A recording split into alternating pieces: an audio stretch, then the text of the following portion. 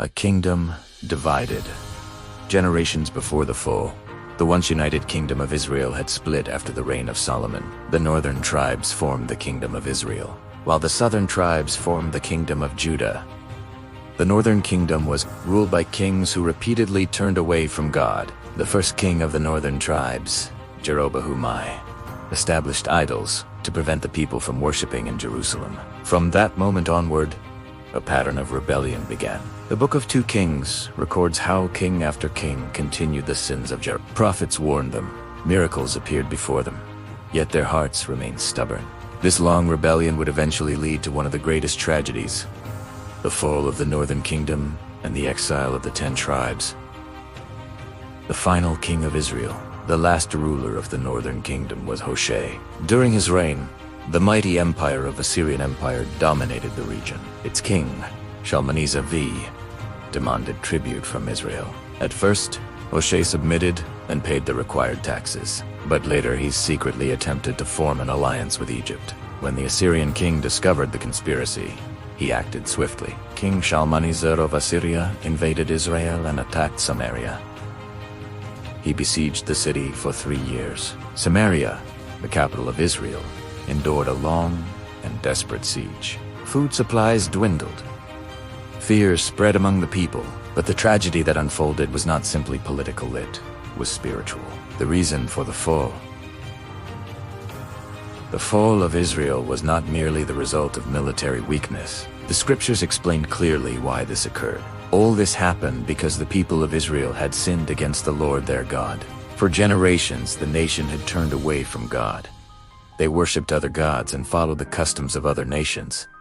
They built shrines on hills and worshipped idols. They burned incense at pagan altars. They practiced witchcraft and divination. They made idols in the shape of 2 calves, and they set up a symbol of the goddess Ash. Even more shocking, some people practiced child sacrifice. They sacrificed their sons and daughters in the fire. These actions deeply grieved the Lord, the prophets who warned them. Despite Israel's rebellion, God did not abandon them without warning.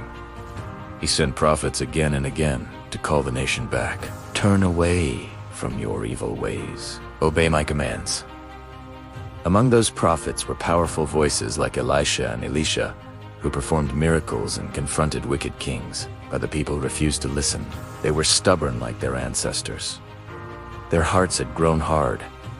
The siege of Samaria. For 3 years, the Assyrian army surrounded the city. It slowly weakened under the pressure of war. Finally, the inevitable happened. The city fell. The king of Assyria captured Samaria and carried the Israelites away. Families were torn apart. Children were separated from parents. Entire communities were forced to march hundreds of miles. The exile begins. The people of Israel were deported and scattered across distant regions of the Assyrian Empire. They were settled in places such as Halaguzan and the cities of Media. This exile marked the end of the northern kingdom. The once powerful nation disappeared from the map, and with them went 10 tribes of Israel, known as the 10 lost tribes. Their identities slowly faded as generations passed in foreign lands. Foreign nations settled the land. The Assyrians repopulated the land with people from Babylon, Cutha, and Hamath. However, something strange began happening. Wild lions attacked the new settlers. The people believed this was punishment from the god of the land, so an Israelite priest was sent back to teach them. Yet even then, their worship remained mixed. They worshipped the Lord, but they also served their own gods. This blended faith eventually formed the culture of the Samaritans, the disappearance of the 10 tribes. The exiled Israelites gradually lost their national identity, adopting new languages and cultures. Unlike the southern kingdom of Judah, which would later return, the northern tribes never returned as a united nation.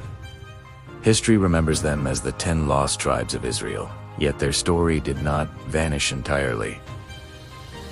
The spiritual lesson. The fall of Israel stands as one of the most solemn warnings in the Bible. It shows how a nation blessed by God can fall when it repeatedly rejects his commands. Judgment came after generations of warning. The Lord rejected all the people of Israel. He punished them, and finally he drove them out of his sight. The southern kingdom of Judah still remained for a time, But if Judah followed the same path, it too would face exile. The legacy of the fall. Power, wealth, and kings cannot protect a nation that abandons righteousness. Faithfulness to God, not political strength, is what sustains a people.